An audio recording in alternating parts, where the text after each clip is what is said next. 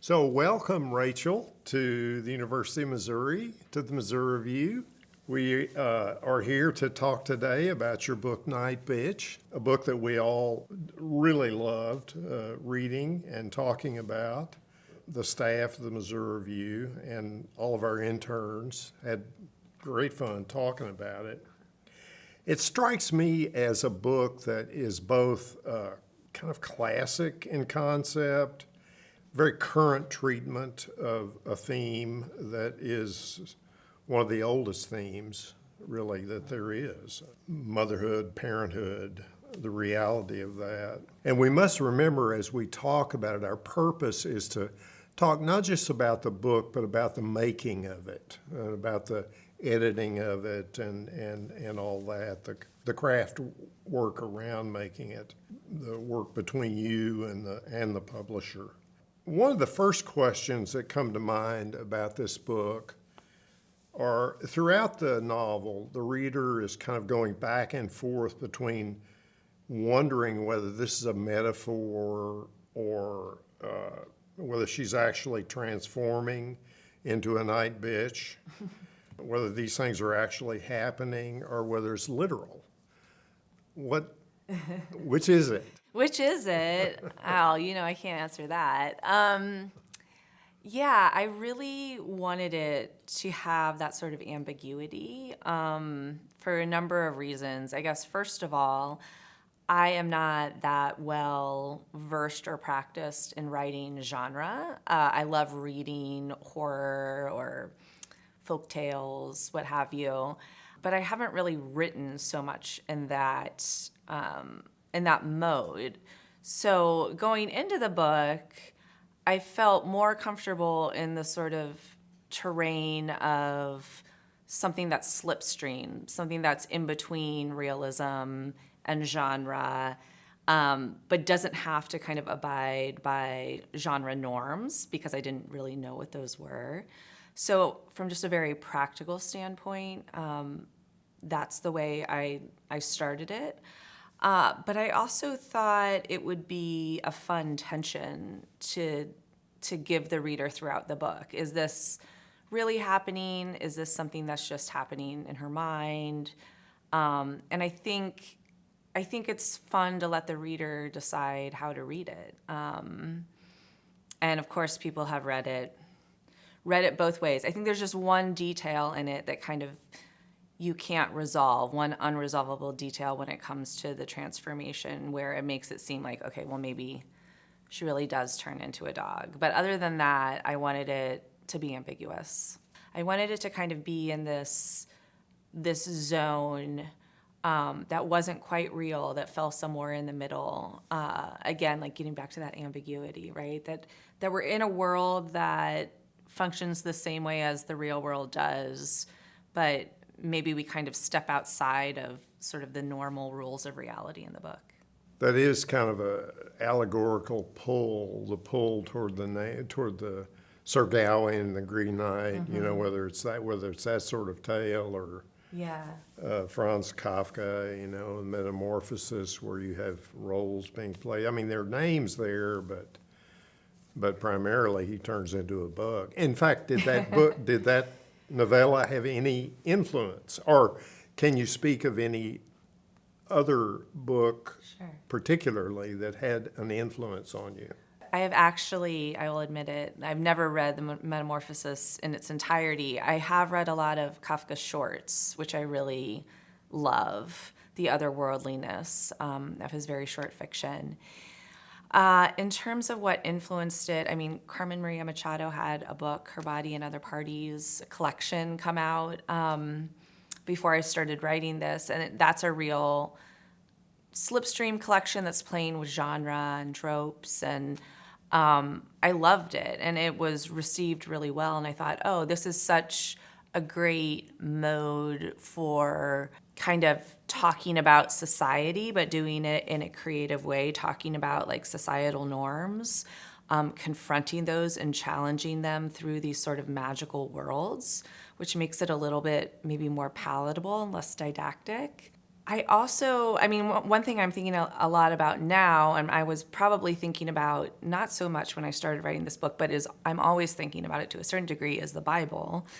And just those foundational stories, especially in the Old Testament, and how those have shaped how I think about being a woman, how I think about power, how I think about family, how I think about biology. And especially, like the Garden of Eden story, like there you have some characters who are not fleshed out, like we don't know what they look like, but they're these incredibly powerful forms playing out this sort of timeless myth, right? And so I was really interested in kind of the messages that are embedded in these seemingly like simple, basic myths. That don't have to have like all of this character detail, yet still are really powerful when it comes to how we live our lives. Yeah, I'm sometimes surprised by how often I refer to stories in the Bible and in other holy books, in, say, the prefaces to the Missouri Review. So I'm going to ask you a question about the sort of life cycle of the book. Yeah. Can you remember when the idea first occurred to you and what the progression of events was, how long it took, whatever you can remember about the building of the book? Well, something I only recalled in retrospect when I kind of went back to look at where this book came from, where this idea came from, something very early on before Nightbitch ever became a word, I read Department of Speculation by Jenny Offal. And in it, she has this passage, now somewhat famous, about the protagonist is a wife and mother, and she said she never dreamt of, having a family and being a mother. She wanted to be an art monster instead. And I read that when my son was, in his first 2 years of life. I wasn't writing. And I took the time to kind of open my laptop and type that quote in, that passage in, thinking I would maybe write about it later. What I did was I saved it and completely forgot about it for about 6 years until the book came out. And then I went back and I was like, there it is, like the art monster. That was sort of the earliest glimmer, I think, of Nightbitch. And then Nightbitch was just a joke, an inside joke between me and my husband. My son didn't sleep very well, as many kids do. And I probably hadn't slept through the night in about 3 years. And I would get very upset if you awoke me during the night. And so we started kind of joking about, like Nightbitch came out last night. And then for some reason, that just seemed like a fun project. Like, what if she really did turn into a dog? Ridiculous premise. Let's try it. So do you remember how long it was before you originally had that idea and when the book was finished? Like when I held it in my hands? I think it was about 5 years, which is pretty fast. I think it took me about 3 years to write the book, 3.5 years, yeah. So did the pandemic play any role, Not really. I actually sold the book days before the entire world shut down. Very, very soon before that. So during the pandemic, I was editing and, working with Margot to get it in good shape then to go and be published. So if you had to give the book a type, satire, dark comedy, realism, what would you call it?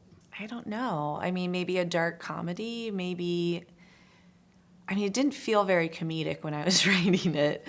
Slipstream or surreal? What would you call it?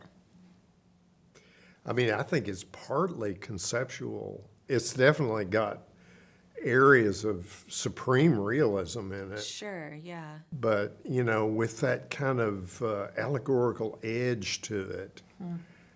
After all, she's howling and running through the neighborhood. Yeah. I mean, But I so- feel like there's something also very real about that. I mean, I like to joke, oh, it's autofiction, because it seems to me like Nightbitch is a very real, I mean, I would say this because I'm the author, but it seems like a very real manifestation, or a manifestation of something that's very real. In the construction of the plot, were you ever tempted to make the husband more resistant to her behavior? I was, yes. I mean, that's sort of the first impulse, right? Is that the husband is a jerk. The husband is the antagonist. And I don't even think I wrote the husband that way at all, because it felt too easy. And it also felt like it would focus the novel on that relationship when that was not what I was most interested in. I was most interested in the interiority of the protagonist of Nightbitch. I was most interested in her internal narrative. I wasn't as interested in sort of excavating the marital relationship. And I also didn't think that necessarily her solutions lay in like the marital relationship. I think I was convinced that something had to change inside her. It was an internal journey, an internal transformation. Yeah, and so I think staging the husband as just sort of a clueless weirdo who's kind of absent felt like that was enough of a sort of antagonism for her. I think it was a brilliant choice. I really do. And I think it was a brilliant thing to resist, because when you're writing a story, the natural thing is to come up with easy conflict. And that would have depleted the meaning of the story. I mean, and you resisted that, which was, I mean, it's one of the brilliant choices in this brilliant novel. Well, and thank you. You also have to think, I thought about people reading the book, and I wanted it to be taken as seriously as it could be taken. And I think there were a lot of things standing in the way of it being taken seriously. And so I was thinking about that as I wrote it. Like, I didn't want it to just be discounted as sort of an angry feminist screed, like man-hating. I could already hear what people were saying about it. And in that same vein, I think that's why I didn't lean into her transforming into a dog, because I think it could like devolve into silliness, and I wanted it to stay in sort of terrain where it could be talked about in a more dignified way, because that was the book I was trying to write. Did Wanda White, was that part initially of the story? Did that come out naturally when I can see she's a bookhead, and so she goes to the library and she tries to find out what's going on, and she ends up with this guide. Did that come easily and stick with the book? It didn't come that easily. I mean, I knew I wanted some kind of mentor, and I knew I wanted it to be sort of mystical. But again, I didn't want it to be silly. And I mean, maybe Wanda White's a little silly, but it started off as a Midwestern psychic, which I wrote into that a little bit, and I was like, this is too ridiculous. So I liked the idea of her turning toward intellect and reason, like going to find a scholar on the topic of animal transformation or whatever, like going to the library, trying to find a book that is going to make sense of it, but then the book actually deepens the mystery instead of elucidating it. That felt right to me. And I also liked, of course I liked this because I'm a writer, but I liked her being able to write to Wanda White and never have Wanda White reply, because again, it seems like that's part of her journey into herself. She thinks she's kind of reaching out to someone, but it's actually her talking to herself. the way someone might sort of talk to themselves in prayer, right, when they're talking to God. So Wanda White became this sort of mystical, godlike character, which, again, made a lot of sense to me and felt right. So if there was anything about this, I shouldn't ask you this, but if there's anything about this book that you would cut if you were going to publish it now, it had not been published yet, what might that be? Yeah, are things I would change, still Things change. you would change. Upon further, further editing. I mean, one thing is when I give readings now, I line edit like crazy. I think I could have line edited more closely. But sort of the biggest change would maybe be the ending. There's this really nice section toward the very end, where the protagonist is sort of talking about her parents aging and taking care of them, and how we all like live in this lineage of care, of caring for each other. We're all in a cave. We nestle together for warmth. And it's this really lovely, beautiful sort of sentiment. And then there's a section break, and then it goes on, and we get her final performance, Nightbitch's final performance, which is fine, is totally fine, and is probably interesting to read. But I think I would maybe cut that final little section and let it end a little earlier, because it's almost like you don't want to see her performance too closely as a reader, because it might start to get a little hokey or something. Her whole like mystical sort of art stuff is maybe better in the reader's imagination than it is on the page. And so I think I might have cut that ending and just had it end a little sooner.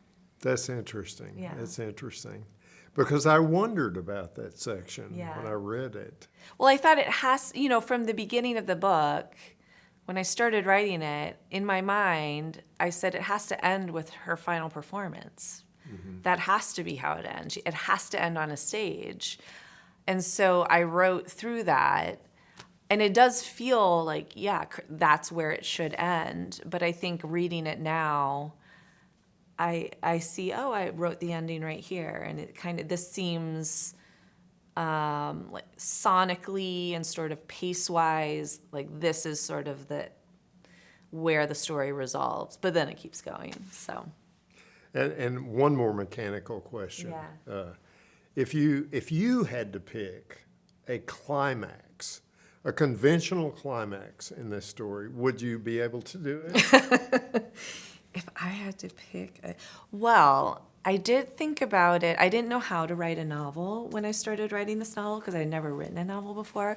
So I just kind of used basic movie structure, how to write a script, your first act, second act, third act. There's a midpoint where everything kind of turns. I think about the midpoint as sort of being this turning point where something happens with the cat that sort of wakes her up. That to me seemed like maybe one of the dramatic high point. What do you think? I think that is the climax. That is the conventional plot climax. I want to read it. It's so good. It's a wonderful moment. Was there some aspect of your interaction with the publisher that you found really interesting or useful or worthy of commentary? I mean, I can tell you a little bit about selling the book, which I thought was interesting. So I think we sent it out initially to maybe 12 or 15 editors and got a few quick no thank yous. And then 2 editors were interested pretty early on. And one of them was Margot, who eventually did become my editor. The other was an editor who had a lot of great notes. She had a lot of ideas about how to revise the book. And she also wanted to change the title. And that was, I discovered, a deal breaker for me, that even if she had, really smart feedback and edits, that the title and the characters' names seemed really fundamental to what the book was doing. So that was sort of an interesting experience to feel, the no very quickly just from that one note. I think the other thing that was surprising is, as an author, you're in such control of what you're making. You have absolute control.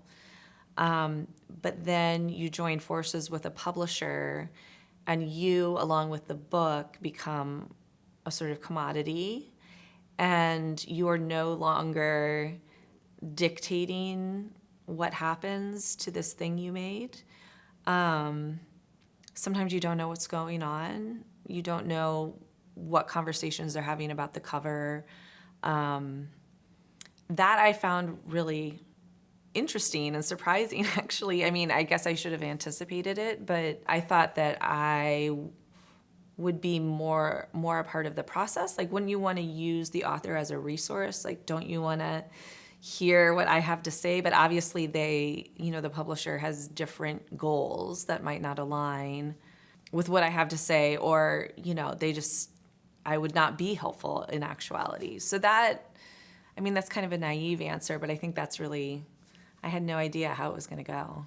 Was there any interactivity between you and the publisher that you found really surprising or unexpected? Unexpected. Was the cover unexpected, the conflict over that?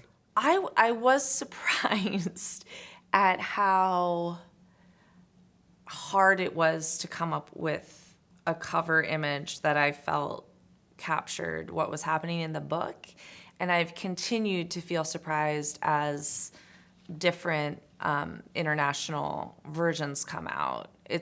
They either hit it right away, or it's just a never-ending process of, bad ideas. So I was really glad that I had Margot on my team, who's very, intuitive. She knew I didn't love the cover that they proposed, and so she was willing to work through a dozen different versions until we got to the infamous meat cover. Yeah. The screenplay, release date December 6th, and Marielle Heller wrote the screenplay. Can you tell us a little bit about that? Did you have any part to play in the writing of the screenplay? And I did not. I mean, she was very generous in terms of, she gave me the script pretty early on to read and respond to. And it was really exciting and sort of my wildest dream to have another artist be inspired by something I wrote and then use that to create her own art. So I was just, completely in awe of what she had done. It was really interesting to see another person's mind and where they took this in the adaptation from one medium to another. And I think she's really brilliant at what she does. And she wrote this really beautiful film. Obviously in film, it's a lot harder to make a film that's about something that's happening internally. And this book is so internal that I wondered, like, how in the world is this getting made into a film? How would you ever do that? And so it was really fascinating to see the ways in which she externalized that, the way she's focused on relationships and what was happening in relationships, because obviously that is where you're able to sort of externalize a lot of the internal. So it's been an incredible process. And I like that I'm just kind of standing back over here and like, wow, look at all that stuff that's happening over there that I have nothing to do with. I can just kind of enjoy it and be along for the ride. I know you've been asked before about the effect of your Mennonite childhood on your writing experience, but particularly on this book. And I mean, what can you tell us about it? What can you tell us about that? Well, one thing that has recently kind of come up, which I thought was interesting, is just how at home, how maybe the place where I feel most at home in the world are the woods on my family's land where I grew up. I grew up on 12 acres at the dead end of a dirt road in a Mennonite commune. And when I was young, just had a lot of free time all on my own, the entire summer spent in the woods, like learning the land, learning like all of the little markers for where I was, getting real dirty, feeling like I didn't have to be kind of a cute and proper little girl in the woods. I could be dirty, like I could be strong and like move things. I could be really independent. I could be really imaginative. And I think Nightbitch has a lot to do with that kind of childhood spent in the woods, right? And the wilderness as a place of creativity, of freedom, and of power. I think that really came out in this book in a really unconscious way that, I hadn't been thinking about that when I was writing it. Yeah, so I think, return to wilderness and being in relationship with your environment, with the land on which you're living, has become something that is much more important to me now. And I think it's like a value that I have in this age where we're all on our screens and we're kind of nowhere all the time, and the nether internet world. Yeah, there's something about that, and I think I'm interested in that in future books too, like looking at how the degradation of our relationship with place, like what that is doing to us as a species. It is interesting how what may seem like to some like a constriction or like a negative kind of compression of a life can really be a kind of strange freedom for some people. How growing up a certain way, which may seem to an outsider on the surface like being all negative, can in fact be something entirely different. I mean, I think there's darkness and light in everything, right? And I think, obviously growing up Mennonite, very religious, there were a lot of gender norms that are pretty deeply ingrained in me, that I'm confronting and writing about and learning how to kind of transcend. But yeah, there's a lot of just beauty. And I think a lot of the way that the Mennonites live is like the correct way to live, like being in touch with the land and being in touch with a community, which is also a theme that comes up in Nightbitch, right? She feels like alienated from all of the other mothers. She feels alienated from her local, like she doesn't have anyone. And that's something, as I've talked to readers too, that has come up a lot. Like, how do we create community? That's something we've really lost. Sometimes even anger can be in some ways liberating. Yeah. If there's any of that. So what's next for you? What are you working on? I mean, what do you think is going to be next? I don't know. I'm working on a script right now, actually. So it's an adaptation of a short story, not mine, someone else's. That has been really fun, kind of, trying out another form, and seeing how a script functions differently than, writing a novel. I've also kind of gone back to some old short stories, and I'm trying to put them all together in some sort of package that a publisher would find appealing, which is a challenge I'm finding. Yeah, and like I said, I'm interested in some of the themes that I kind of started looking at in this book, in terms of place and community, and yeah, we'll see. One further question occurs to me.